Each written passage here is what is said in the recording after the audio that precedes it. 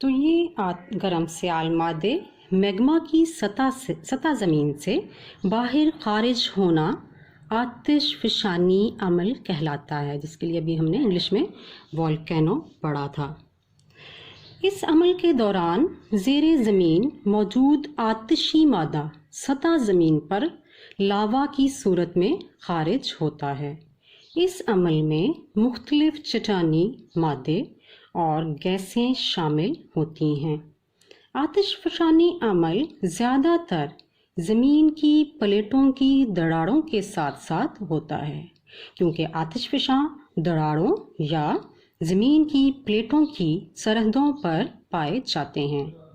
दुनिया के करीबन 70% आतिशफ़शां समंदरों के फर्श पर पाए जाते हैं, लेकिन समंदर के अंदर होने की वजह से हमसे छुपे रहते हैं। आतिशफ़शानी अमल के असरात। आतिशफ़शानी अमल से आतिशफ़शां पहाड़ वजूद में आते हैं। ये पहाड़ लावा के तय ब तय जमने से और बार बार आतिशफ़शानी अमल से बुलंद हो जाते हैं। ज़मीन की प्लेटों के इलाकों में इस किस्म के खदोखाल मिलते हैं। आतिशफ़शां पहाड़ से खारिज होने वाली मादा गैसें और गर्द वगैरह करीब के इलाकों में माहौलियाती आलूदगी का बायस बनती है, जिससे इंसानी और नबाताती ज़िंदगियां मुतासिर होती हैं। बाज़ औक़ात आतिशफ़शानी अमल में मुख्तलिफ गैसों के बादल बड़ी तेज़ी के साथ खारिज होते हैं। दर्जा हरारत के ज़्यादा होने की वजह से आतिशफ़शानी पहाड़ का एक हिस्सा धमाके से फट जाता है और गैस दूसरे मादे के साथ तेज़ी से खारिज होती है। मिसाल के तौर पर 1902 में शर्कुल हिंद या इंडोनेशिया में इस किस्म का वाक़या पेश आया, जिससे काफ़ी जानी नुकसान हुआ था। उसके बाद अज़ीज़ तलबा, आपको मैंने टाइप्स ऑफ वोल्केनोज़ और उसकी डिस्ट्रीब्यूशन पढ़ाई थी, तो उनको थोड़ा सा उर्दू में बता दूं कि एक्टिव वोल्केनोज़ को आप उर्दू तर्जुमा में पढ़ेंगी ज़िंदा आतिशफ़शां। ऐसे आतिशफ़शां जहां आतिशफ़शानी अमल जारी व सारी रहता है, ज़िंदा आतिशफ़शां कहलाते हैं। ये पहाड़ अक्सर लावा उगलते रहते हैं, जैसे जापान में फ्यूजीयामा और इटली में वेसुवियस। दूसरा पॉइंट पढ़ाया था डॉर्मेंट वोल्केनोज़। ये डॉर्मेंट वोल्केनोज़ क्या हैं? ये हैं खफ्ता आतिशफ़शां। इससे अगरचे खफ्ता आतिशफ़शां से लावा निकले हुए बहुत अरसा गुजर चुका होता है, लेकिन इनमें किसी भी वक्त आतिशफ़शानी अमल दोबारा हो सकता है। ये आतिशफ़शां की बहुत ख़तरनाक किस्म है। कौन सी? ये डॉर्मेंट वोल्केनोज़। उसके बाद तीसरा पॉइंट मैंने आपको पढ़ाया था एक्सटिंक्ट वोल्केनोज़। ये क्या होते हैं? ये इनको आप उर्दू में पढ़ते हैं मुर्दा आतिशफ़शां। क्या पढ़ते हैं? मुर्दा आतिशफ़शां। इनको मुर्दा आतिशफ़शां क्यों कहा जाता है?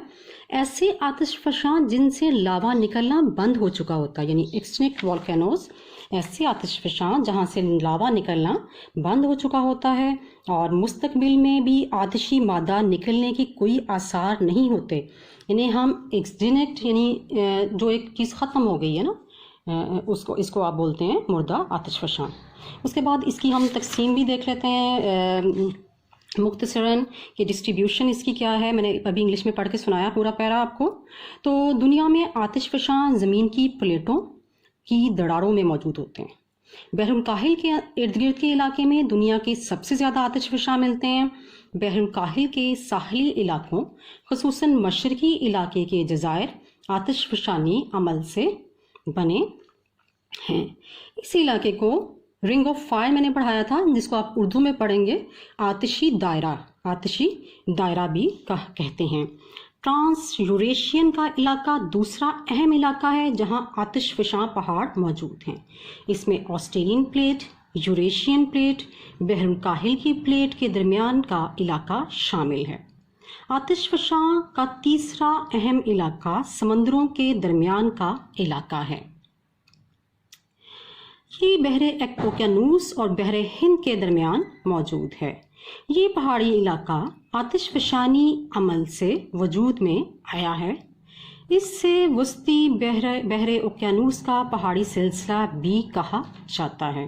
तो ये तो थे आज का हमारा ये था टॉपिक, आतिशफशां या वॉल्केनिज्म क्या होता है, आतिशफशानी अमल, फिर उसकी आगे हमने असरात पढ़े, उसके इफेक्ट्स, उसके बाद types of volcanoes and there distribution, active volcanoes यानी जिंदा आतिशफशां, डोरमेंट वॉल्केनोज, खफ्ता आतिशफशां, और लास्ट में पढ़ा था मुर्दा आतिशफशां या एक्सटिंक्ट वॉल्केनोज, और आखिर में हमने इसकी पढ़ी थी डिस्ट्रीब्यूशन ऑफ वॉल्केनोज। उम्मीद करती हूँ कि टॉपिक आपको समझ आ गया होगा डियर स्टूडेंट्स। इससे पहले कि मैं आपसे इजाज़त लूँ, मैंने आपको होमवर्क बताना है। इससे पहले मैं आपको 3 सवालों के यानी 3 लॉन्ग क्वेश्चंस के सवालों के जवाब बता चुकी हूँ, जो कि रिपीट कर देती हूँ कि जिन्होंने मुझे लेट ज्वाइन किया है। पहला लॉन्ग क्वेश्चन आपका है explain the composition of earth's interior. इसके फिर मैंने बताया था कि 3 पार्ट हैं, क्रस्ट, मेंटल और कोर।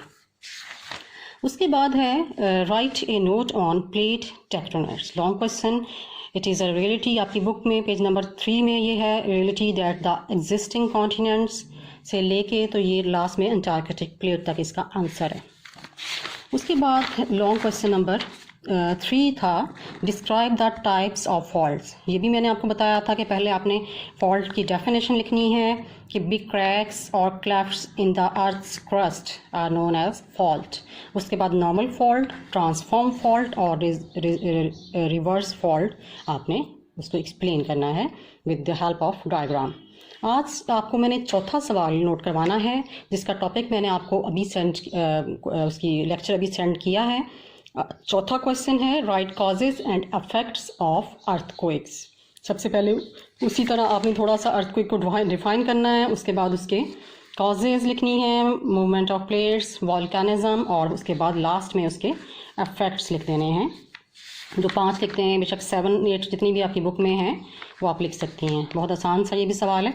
आखिरी लॉन्ग क्वेश्चन जो कि मैंने आज टॉपिक पढ़ाया है वो है chapter number 1 physical state of the earth का explain the types of volcano. सबसे पहले उसी तरह इसको पहले आप डिफाइन करेंगे, डेफिनेशन ऑफ वॉल्केनिज्म, उसके बाद टाइप्स ऑफ वॉल्केनोज, उसके बाद लास्ट में आपने इसकी डिस्ट्रीब्यूशन भी लिखनी है।